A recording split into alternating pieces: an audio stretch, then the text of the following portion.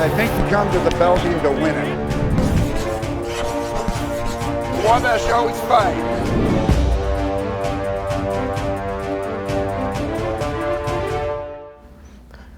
Welcome to the Don Morel Show, your chance to hear the thoughts and comments of the head football coach of the Little Giant program. And Coach, we sit down this week after a really impressive win over Oberlin for the home opener of the 2023 football season for the Little Giants, a 59-6 victory.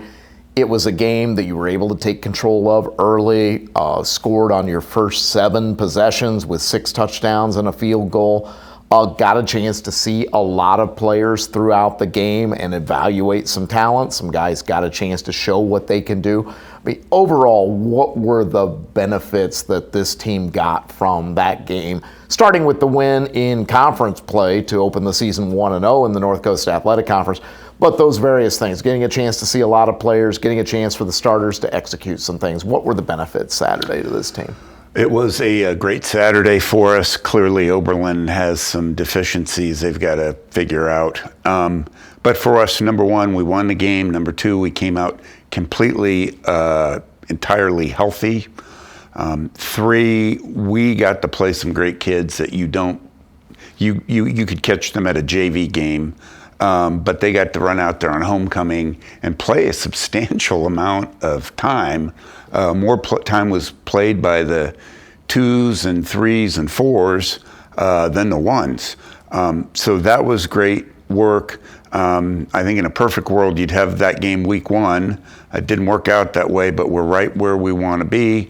We're undefeated in conference, and now we have a really good opponent coming up. You mentioned getting a chance to see some of the players that normally might see some action on JV, but they were also contributors. I'm thinking of R.J. Tolbert, who came in and got a sack. You had other players who, caught passes. Antonio Hernandez nearly had a touchdown pass, a really good throw downfield, looking, I believe, for T.J. Alexander. Yep. There were players who not only came in, but they were able to contribute. You didn't have any drop-off. You got some scores from the second and third units. They also, Oberlin did get a touchdown late in the game, but for the most part, the defense was able to maintain what they were doing with a couple of additional sacks. So really, it was just a chance for those guys to show that what they're doing in practice, they're able to execute in a game. They are, and also, without mentioning any names, the guy that got beat for that touchdown made a mistake, and the only way you really learn is to go out there on a Saturday and play in a real football game and make that mistake and never make it again. The other guy, I think you can tell clearly, Xavier Tyler's a really good football player. He's just stuck behind Donovan Snyder and Cade Campbell. He's going to be good. Connor Grimes is going to be a really good football player for us too. Our number 2 offensive line is pretty good. They held up fine. So all good things. And then another big one for me, Brody Rucker kicked a lot. And I think he's finally working his way over the nervousness. It's becoming mundane to kick an extra point, which is where a kicker really should be. Geez, do I have to go kick another extra point? That needs to be the mentality. So we're getting our kicking game in shape too. Well, and not only the extra points, hit one field goal, had one field goal that just grazed off the post for a miss, but the kickoffs also were real weapons for you.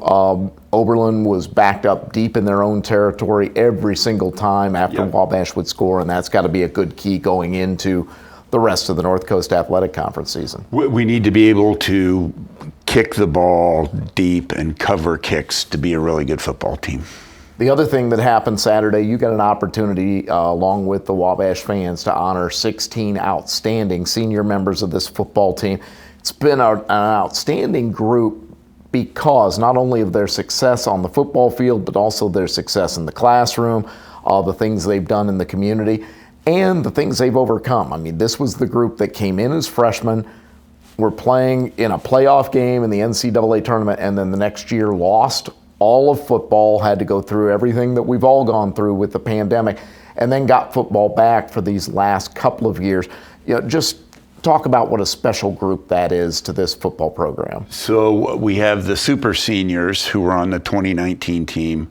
The senior guys, they are the ones that picked Wabash College knowing there would be no football their freshman year. And they still came here. They have existed. They put up with the hardships. It wasn't any fun. And now I think they're reaping the benefits. That celebration took place on Saturday. We got a chance to see that on the broadcast. Great opportunity to honor them. But now we move on. This Saturday, first road game in the North Coast Athletic Conference. The Little Giants head to Ohio Wesleyan. Always a tough place to play. Ohio Wesleyan, always a very good football team. A lot of close games of the past few years. Matter of fact, the last time we went to Ohio Wesleyan, it was a game that ended up in overtime. Little Giants lost that one. Last year's game here, very close game that Wabash came out with a victory. And one of the keys to Ohio Wesleyan's team is obviously their defensive front, and it's led by all-conference defensive end Markel Henry, who can be a one-man wrecking crew. I mean, 2 years ago in the game at Ohio Wesleyan, he had 3 tackles for loss. He had 2 sacks, including the big sack on the final play of the overtime that secured the win for Ohio Wesleyan. How difficult is it to play against that defensive front? And I'll follow that up with a question I asked you earlier this week.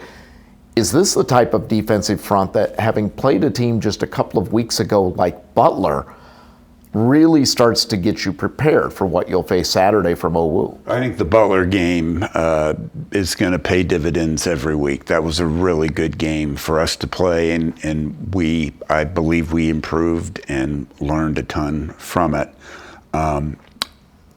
OWU just has a tradition of playing tough, nasty, fast defense, and I think Coach Watts also, they're coming into the game after a loss. He does a great job of getting those guys back up quickly and ready to play. So I have no doubt they're going to be ready to play on both sides of the football. They're talented on offense too. Well, talking about their offense, for years, Ohio Wesleyan was known for a big, powerful running attack, really didn't try and do much in the passing game. And then that all changed when they had Mason Espinoza a few years ago, and they became a very prolific passing attack. They do it primarily with a lot of short passes and use the speed of their receivers.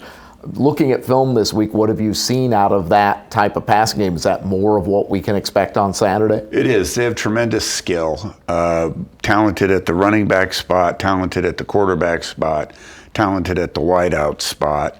And they make you defend. Doesn't look like a lot, but when you really dig into it, they do quite a bit on offense. So we need to be completely prepared and ready to go on defense. Any dangers coming off of a game against Oberlin this past week where the starters only played a quarter and a half to 2 quarters, both on offense and defense, and just the skill level for Oberlin wasn't quite what you're going to see this Saturday against Ohio Wesleyan? Is there any danger trying to ramp back up to a team like Ohio Wesleyan? We had a great practice on Sunday and Monday. We struggled a little bit yesterday in the weather. We'll be back out there this afternoon, but we look really good. And the kids who only got to play a quarter are excited to play a full football game again, and it will be a full football game. That game will start at 1 o'clock. It's at Selby Stadium, one of the beautiful old stadiums in Ohio, in Delaware, Ohio. Game again starts at 1 o'clock. Links for the broadcast, for live stats are on the Wabash College football schedule page.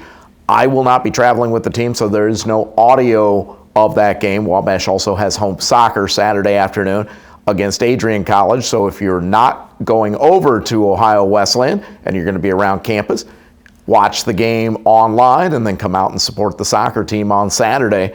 But as always, Coach, we wish the Little Giants best of luck on Saturday before we get ready to finally have a second home game the following Saturday against Worcester. Good luck this weekend. Thank you. You've been watching the Don Morel Show, your chance to hear the thoughts and comments of the head football coach of the Little Giant program. We'll talk to you next week.